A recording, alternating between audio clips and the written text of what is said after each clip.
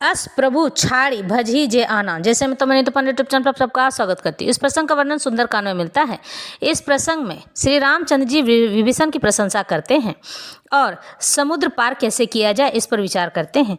अस प्रभु छाड़ी भजी जे आना, ते नर पशु बिनु पूछ बिसाना, निज जन जानी ताही अपनावा, प्रभु स्वभाव कपि कुल मन भावा, पुनि सर्वज्ञ सर्व उर्वासी, सर्व रूप सब रहित उदासी, बोले वचन नीति प्रतिपालक, कारण मनुज दनुज कुल घालक, सुनु कपीस लंकापति बीरा, केहि विधि तरी जलधि गंभीरा, संकुल मकर उरग झस जाति, आति अगाध दुस्तर सब भांति, कलंकेश सुनु रघुनायक, कोटि सिंधु शोषक तब सायक, जदति तदपि नीति असि गाई, विनय करी सागर जन संजाई, प्रभु तुम्हार कुल गुरु जलधि कहें उपाय विचारी, बिनु प्रयास सागर तरिहि सकल भालु कपिधारी, सखा कही तुम निकी उपाय, करी देव जो होई सहाय, मंत्र न यह लक्ष्मण मन भावा, राम बचन सुनि अति दुख पावा, नाथ देव कर कवन भरोसा, शिव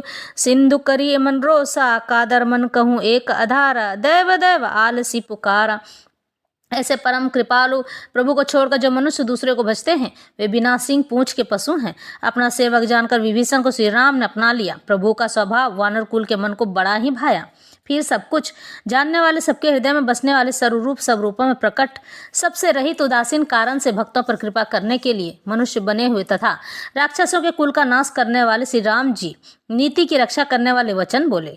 हे वीर वानरराज सुग्रीव और लंकापति विभीषण, सुनो, इस गहरे समुद्र को किस प्रकार पार किया जाए। अनेक जाति के मगर, सांप और मछलियों से भरा हुआ यह अत्यंत अथाह समुद्र पार करने में सब प्रकार से कठिन है।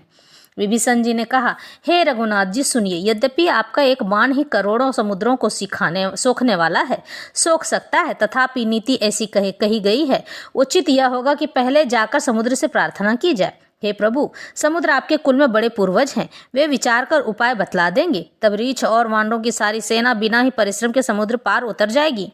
श्री राम ने कहा, हे सखा, तुमने अच्छा उपाय बताया है, यही किया जाए। यदि दैव सहायक हो, यह सलाह लक्ष्मण जी के मन को अच्छी नहीं लगी। श्री रामचंद्र जी के वचन सुनकर तो उन्होंने बहुत ही दुख पाया।